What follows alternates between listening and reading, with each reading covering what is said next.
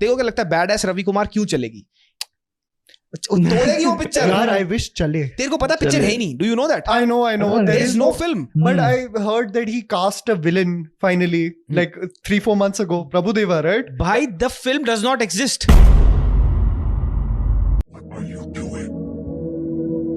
Why are you still holding back? Have you forgotten what they said to us? What they did? They think you're a monster. Do them right. Fight or be forgotten! I think the girls with their nails done now.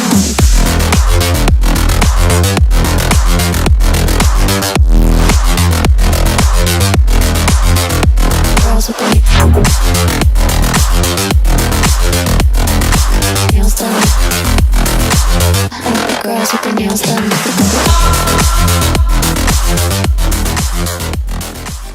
What a wild day it was on the 5th of January when trailer after trailer dropped, and I have so many thoughts to share with you regarding the madness that unfolded, of course, leaving the best for last. I think we have more things to be hopeful for regarding Bollywood's offerings in 2025 versus the abysmal year that was 2024. This also, of course, does not discount the fact that there are going to be major blips in the coming year.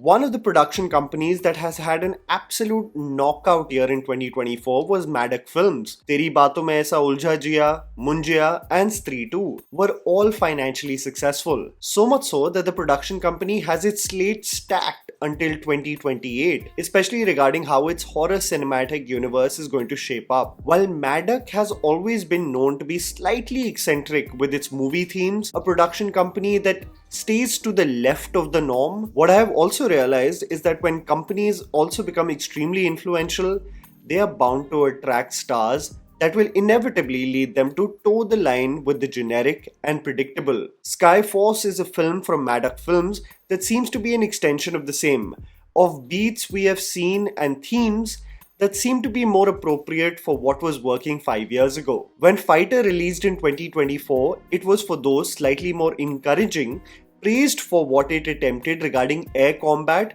and presenting it to the Indian audience on IMAX screens. However, it was heavily criticized for especially two themes: its need to have stereotypical dialogue bazi regarding Desh Bhakti and trash talking against the enemy, and its subpar CGI and VFX that paled in comparison to the same audience that saw Top Gun just a few years ago in theaters. However, when I see Skyforce and its trailer, its storytelling beats, its technical quality, and its holistic approach towards a historical event, it all seems to give me Fighter but in 360p. I'll tell you exactly why in a bit.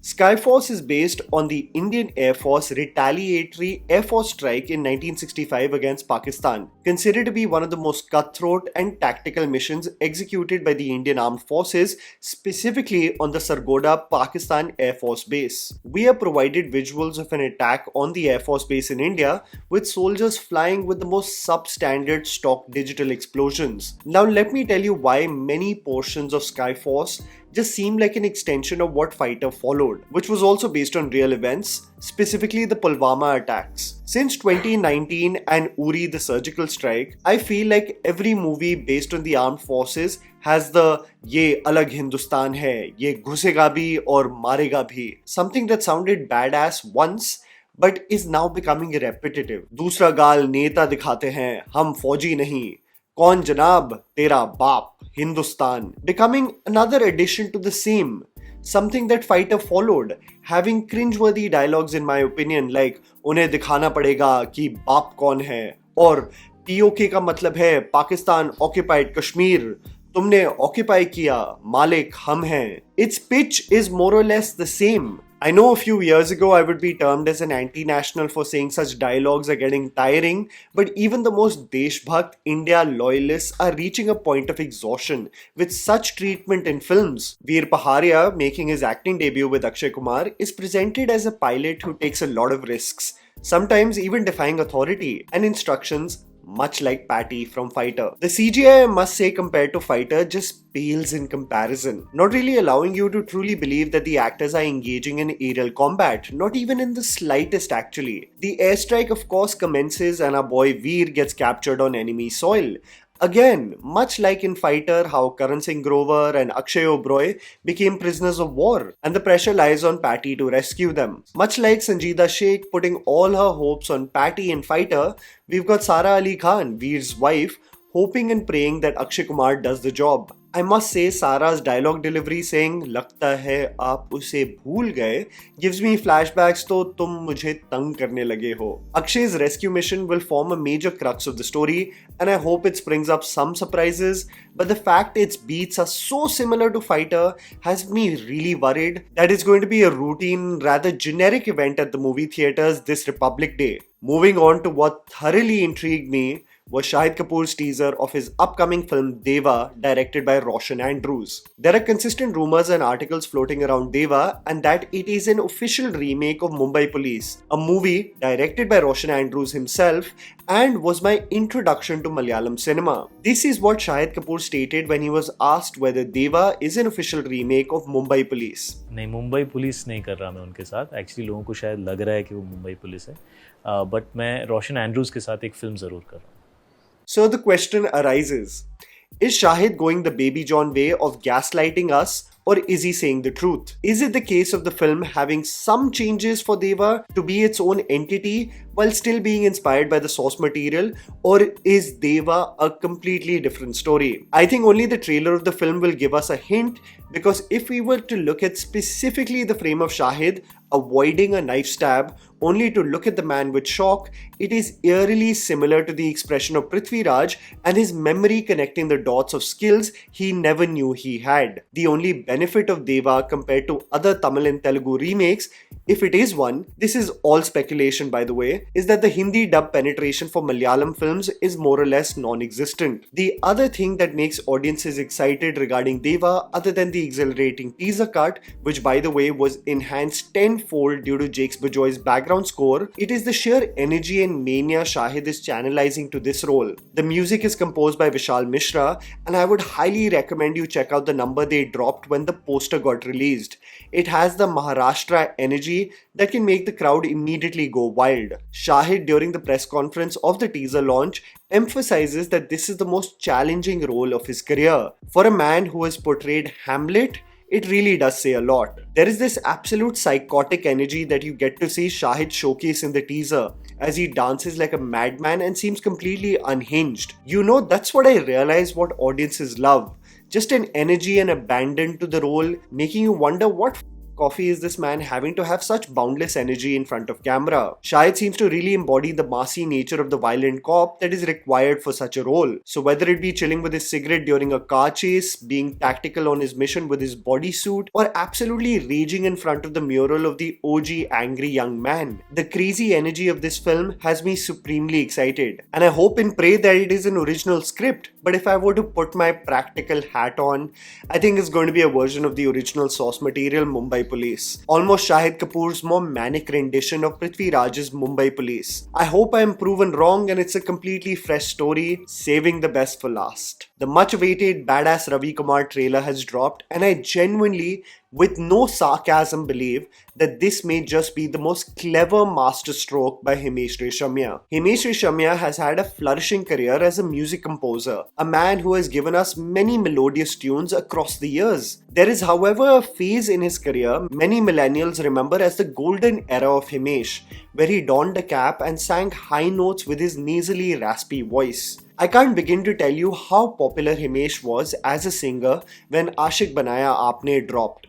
He was like a pop star, not ironically, genuinely a singer who consistently used to drop bops. And what came with such success as a solo artist versus a music producer who was mostly behind the scenes is the assumption that this stardom can go beyond just singing. This is the phase when Himesh Reshammiya wanted us all to believe that he is the next superstar actor in Bollywood and caught us all off guard when suddenly, out of nowhere, the little girl from Shaka Laka Boom Boom had become an adult-looking leading lady opposite him in Aapka Surur. The crazy part is that the craze of Himesh was so big during this time that Aapka Sarur in 2007 actually turned out to become a hit. The acting talent of Himesh was close to negligible, and with the financial success of the film, he assumed that everyone loves him as a leading hero. Production companies heavily invested in him in a terrible remake like Karz, and the movie went on to become a disaster. After this, Himesh as an acting talent somewhat became a joke. Films would barely cause any waves, and one would start to look even his musical career as a singer as somewhat of a meme of sorts. Several parodies followed, and even within the industry, people started to make fun of him. एक बुरी आवाज मैं आपको जरूर सुना सकता हूँ, Mr. Himesh Reshammiya. Himesh's attempt at being a desirable male lead was mocked at, as he really attempted to have a chiseled and ripped body and convince to the world that he can genuinely compete with talent with horrible attempts like Expose and Tera Surur. For the 9XM and Bluetooth generation, you would remember that Expose as a film was a meme before memes even dropped or became mainstream. The original film, before Himesh ever had the idea of making this a universe, was set in the 60s and was a bootleg Great Gatsby. If one were to be kind, by the way. This movie had Honey Singh clearly showcase his downfall and Himesh saying dialogues like तेरे शरीर में इतना खून नहीं होगा जितना रवि कुमार एक बार में मूत देता है. And songs like the iconic ice cream खाऊंगी कश्मीर जाऊंगी. इस रोल के लिए मुझे क्या करना पड़ेगा? ना डांस, ना एक्सप्रेशन, ना pose. Sirf expose. The reason for the film's failure, despite its ludicrous plot, is that it slightly took itself seriously, genuinely was attempting a portrayal of the rich and powerful and a murder mystery. What seems to be the case now, though, is that there is some self-awareness that is prevailing in Himesh's life. And what's the best thing to do regarding you becoming a meme? You double down and monetize it. This reminds me of the genius nature in which KSI capitalized on his single Thick of It, as it became a huge meme on TikTok for its almost nursery rhyme-like chorus. People joke that it is hilarious how KSI may have assumed these lines to be profound, but they seem like a teenager's written them. So what's the best thing to do when the world is mocking you? You pretend to get enraged by all the mockery, capitalize by raging at the reactions, still making people assume you're delusional to think that the song is still amazing, so much so that those who are not even interested listen to the song, leading to what most artists and creators want: engagement. Even though KSI did not set out to make a cringe song, he capitalized on the meme nature of it and doubled down. The expose was pure meme material, even before the advent of social media, and the reason why there is unanimous love for something as absurd as Badass Ravikumar is the self-aware nature of it all being over the top and dumb. I was so shocked to see Kirti Kulhadi in this film. I'm sure she may have never envisioned to have a career with films like Shaitan, Pink and Uri, and to end up in the Himesh Reshammiya universe. She is of course only a part of the cast that surprisingly has legends all over: Johnny Lever, Sanjay Mishra and the works, making this slightly wholesome that all the actors are willing to jump on the self-aware cringe train of Himesh, almost rooting for his success in the process. OG villains like Prashant Narayanan, the Pathan and Gadar villain Manish Wadhwa, Prabhu Deva, sporting a Joker outfit, playing a make-believe saxophone with his gun, and it's all too much fun. You've got Himesh as Ravi Kumar in this world become an embodiment of Marco, slashing villains with a chainsaw, giving what fans want immediately, telling us his potential to be like no other human. There seems to be a diamond that needs to be captured and stolen, and Himesh, in the most low-effort green screen, seems to zipline his way to grab a hold of the same. The man is running around buildings like Spider-Man, giving us the same throwback tunes, this time titled hilariously as Tandoori Days, and sporting a cigarette he never smokes. I mean, the self-aware, over-the-top nature of this film has made me an instant fan. The man is literally dancing around with the villain in the desert on a song titled Dil Ke Taj Mahal Mein, and has roped in Sunny Leon for the film too. Is there something that Himesh cannot do? He's literally got all the characters of the film dancing in a line on this absurd song. And I see Kirti Kulhadi's expression as if she can't wait for this to end so that the wire transfer of her acting fees can go through. Ghee ke saath honey और रवि कुमार के साथ दुश्मनी हानिकारक हो सकती है. The man and his guns feature in almost every frame as he Tony Hawk style volleys his car in a tunnel. Immigration के बाद तेरा cremation होगा is exactly the vibe I am going for, as Himesh goes ape crazy in front of one terrible green screen after the other, giving full competition to Sharknado in becoming the most entertaining, self-aware cringe tale we will ever see.